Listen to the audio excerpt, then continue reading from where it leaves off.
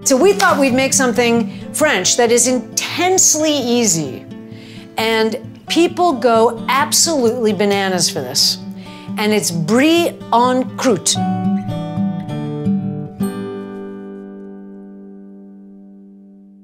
It's January.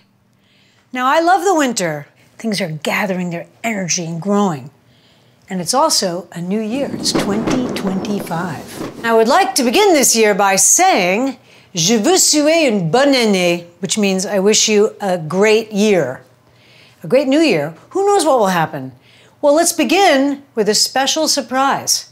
I would like to introduce you to mon bon ami Edgar Oliver, qui parle français très bien. Bonjour. Bonjour. The only person I know who's fluent in French is Edgar, so he gets a lot of phone calls. How do you say blankety blank? Because I don't know how to do it. Yes. So we thought we would have Edgar, with whom I've done 5 solo shows. Yes. I loved Attorney Street, but I also loved In the Park, and I also loved East 10th Street. And Victor was fantastic. Victor had the violin thing where you danced at the gates. So beautiful. Do you remember that? Yeah. Oh, it was great. The 5th show, Riptide, Edgar came up with this very brilliant idea to write about his beginning in performing arts at the Pyramid, a very amazing club on Avenue A. That was run by drag queens. Edgar's been in a lot of plays at Access. He was in the original Houdini. Yes. Where, if I may add a special anecdote, Edgar had to eat cake on stage, and he choked. You remember that? Yes. But he really choked. I really almost choked to death. And we were like this with our hands on the house lights, and I'm like, what do we do? What do we do? And he starts going like this, and I'm like, we have to intervene, and then it came out. Yes. But I was like, if somebody goes like this, it's, you know, just FYI, this means they need help. But it was actually really funny because he was safe, and it was a live action blooper, right? Yes. Perhaps more terrifying for Edgar than for those of us in the booth. It was terrifying. He was going, like this. Anyways, a couple of people requested that we have Edgar on as a guest. Ginny Clapp from Instagram requested Edgar Oliver. And a lot of people know about Edgar because he's kind of a celebrity in New York in the, I hate to use this term, avant-garde downtown theater scene. Edgar's sort of a star. He's been in a couple of movies, Gentlemen Broncos. Gentlemen Broncos, yes. And other movies. And the funny thing about working with you, Edgar, is that occasionally we'll be doing something for like 2 months, researching and writing something. Like we did a play about Buffalo Bill, and we were like a month and a half into the play, and Edgar goes, I played Buffalo Bill in a movie. Never said anything before. Anyways, that's a common Edgar thing. I knew him, or I knew this guy, or like you knew Quentin Crisp, which is amazing. Yeah, Quentin Crisp is the one who taught me that poem about the crows. The crows. This is how you tell fortunes using crows. One crow a girl. No, one crow sorrow. Oh, okay. This is how you taught it to me. One crow sorrow, 2 crows joy, 3 crows a girl, 4 crows a boy, 5 crows for silver, 6 crows for gold, and 7 for a secret that can never be told.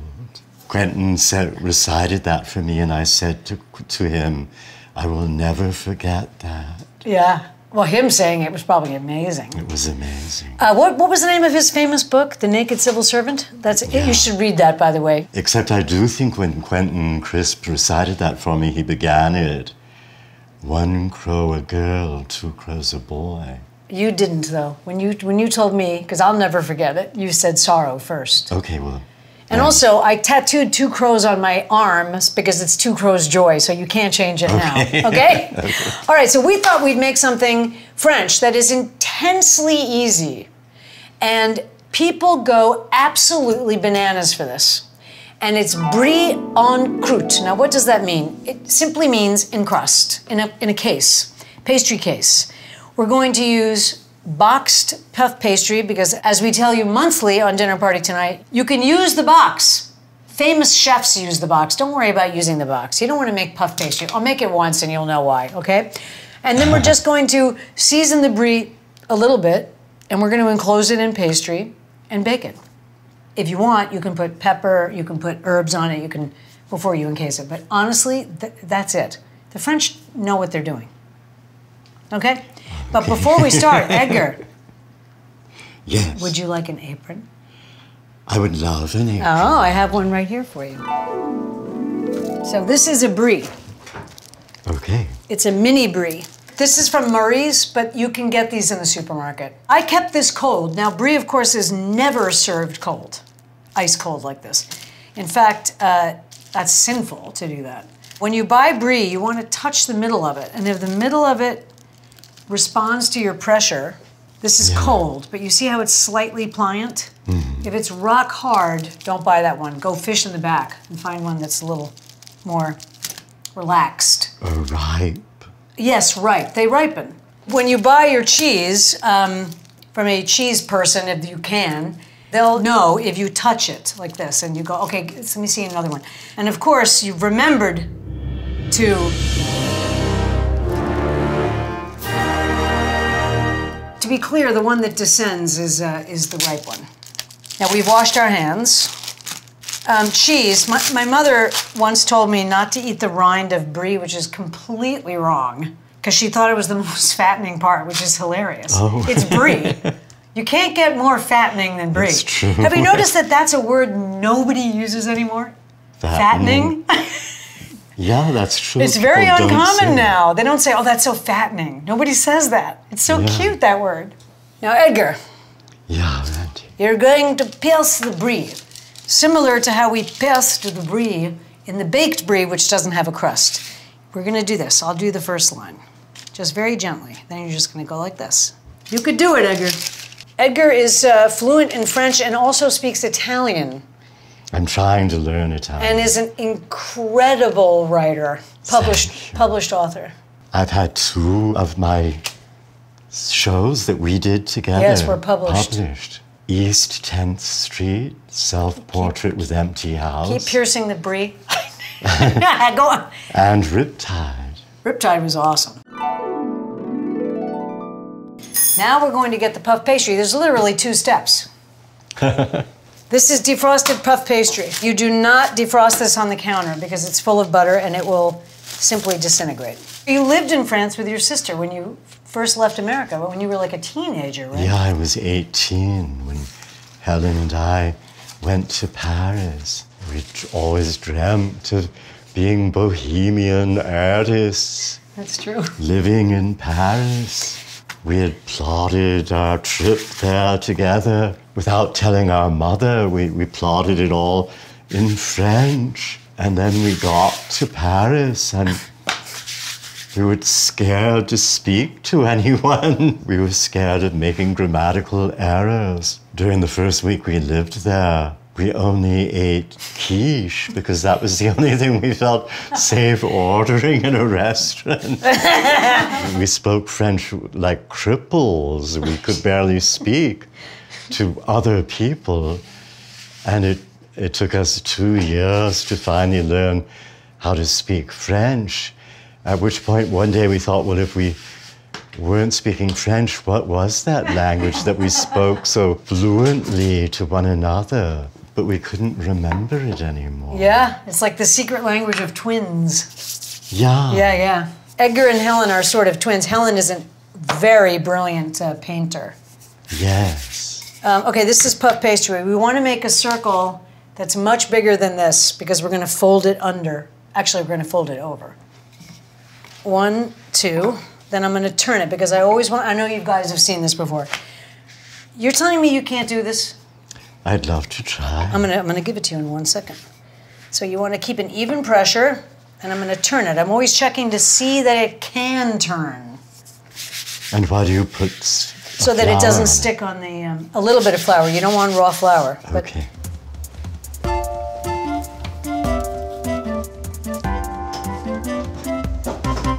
Oui. I'm just going to season this in pooty poo. Oh, okay. I'm going to put a tiny bit of vermouth. Ah, okay. And sort of push it in those holes. I'm going to put a few herbs on top. Est-ce que vous pouvez... pouvez say it if you like. Si vous voulez. Si vous voulez. Voilà. C'est joli. C'est joli, c'est très vert. Et le fromage est très blanc. Oui. Contrast is a word I don't know in French. Le contraste. Ah! Le contraste, c'est très bien. Ah, Put poivre. Put. Mettez le poivre. Voilà. Un peu de sel, mais that's plenty.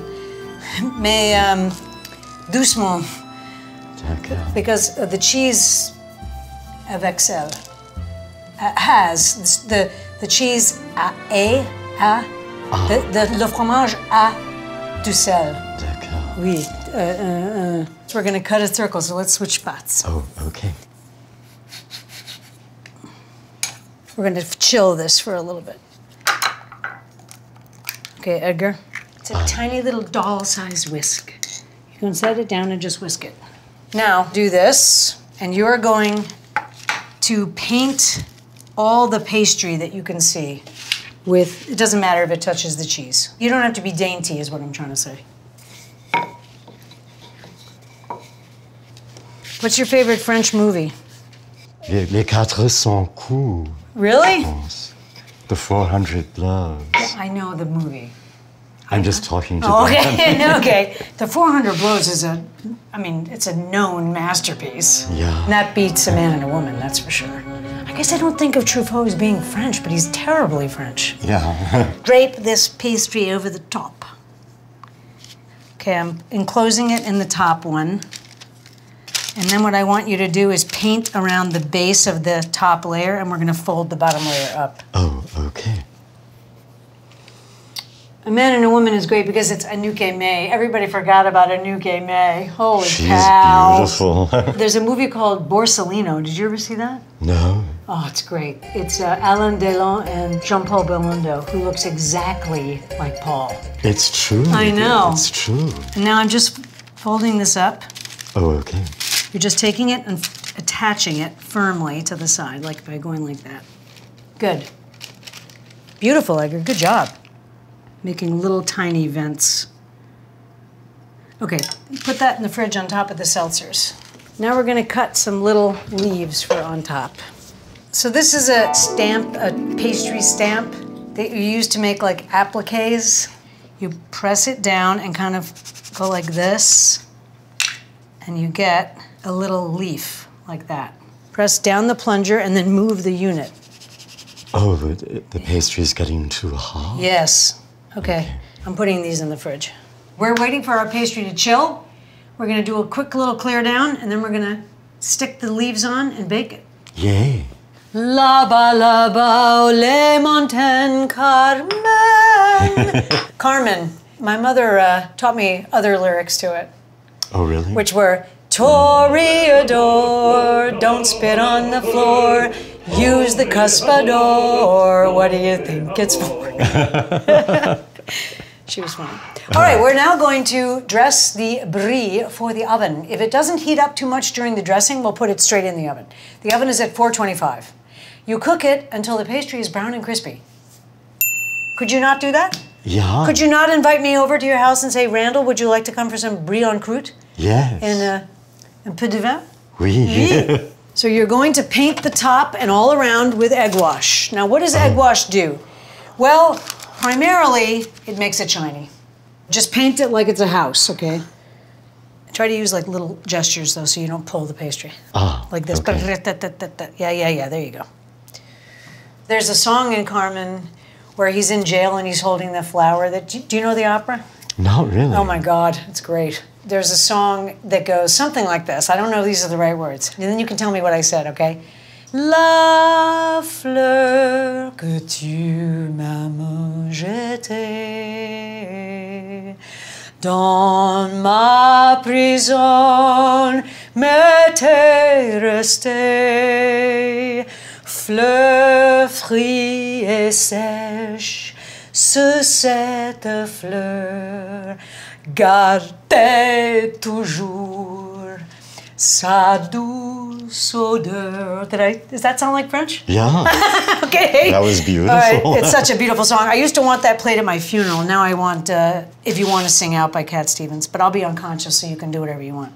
I'm sticking these on. I'm going to do a little sort of triangle, darling. Now it's very sweet and cute, you see. Voila. I'm going to nettoyer this and poo, and then you're going to paint them as well. Okay, beautiful, Edgar. You look like a chef. Gosh. Put a little rock salt on top, and then you move your hand like this and it goes everywhere. Beautiful. You can put a little pepper on top if you choose. Why don't you? Okay, there we go. Here's our Brie en croûte. It's going in a 425 oven, and then basically it's 15, 20 minutes. I mean, it's very quick. You don't want it nuclear when they're pulling it apart. You want it crunchy and melted, but not like molten lava. So if you really crisp it, let it cool for a second before you serve it. So Edgar, Yeah? let's take it to the stage. Oh, okay, right. Here we go. I'm gonna put this in, and we're just gonna wait for it to puff up. Say goodbye, little Brie. Goodbye, little Brie. Here you go. About 20 minutes, I mean tops, but you basically just do it by sight because the Brie is not meat. It doesn't matter if it's, you just want it a little hot and melted. And you want the pastry crispy. It's a very indulgent and delicious snack. Goody. So here we go. We just have to wait for it to brown. Oh, okay.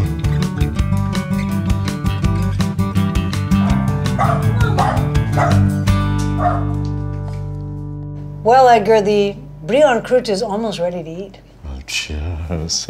Salut. Sorry. You know it's bad manners to eat it with the stick in it. You take the stick out. It's common sense. Truly. Basic manners. You know when you go to a restaurant now and you see kids with no table manners? When did that happen? It just seems like they don't teach table manners anymore. I bet you they said that in the 60s too. Kids today, they don't have any table manners. But it seems like it to me. Also, people putting their garbage in your garbage area. Yes. Don't put your garbage in my garbage area.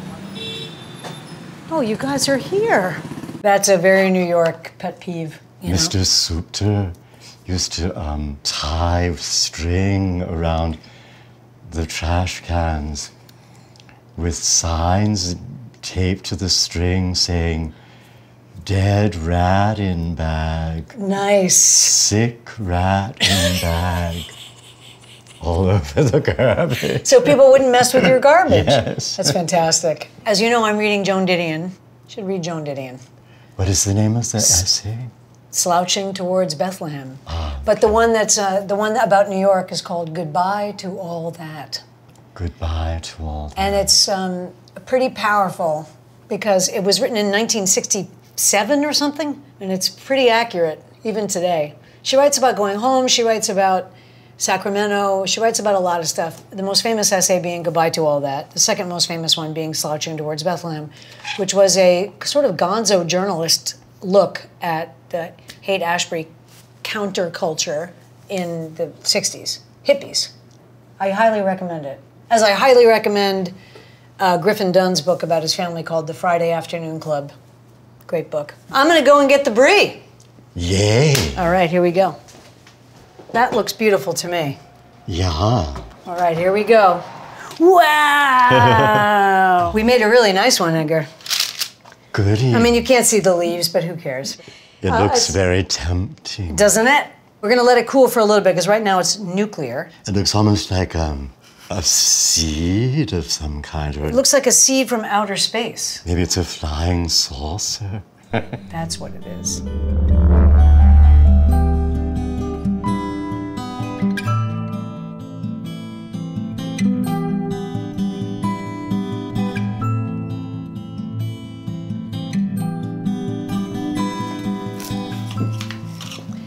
Oh, yeah. I mean, that's just naughty. Come on. Oh! It's like insane pizza. Yes, it is. With a glass of red wine and a good TV show. A martini and a good friend. That's right, baby. Make a Brie en croûte. It's a hoot. Yes. Edgar, thank you so much for being on the show, sweetheart. I'm so happy that you asked me. Well, would you come back and do another episode someday? I would love to. Fantastic. Happy 2025. We're starting off with a bang. Happy 2025. We're starting off with a Brie bang. Yes. Yes. A bang of Brie. Yes. That's what they call a cluster of Bries, like a murder of crows. It's a bang of Bries. A bang of Bries. Okay. Yeah. If you'd like to subscribe, hit the bell. It changes the algorithm somehow. Nobody really understands it. And we will see you very soon with brand new, fantastic episodes. And we can't thank you enough for watching Dinner Party Tonight.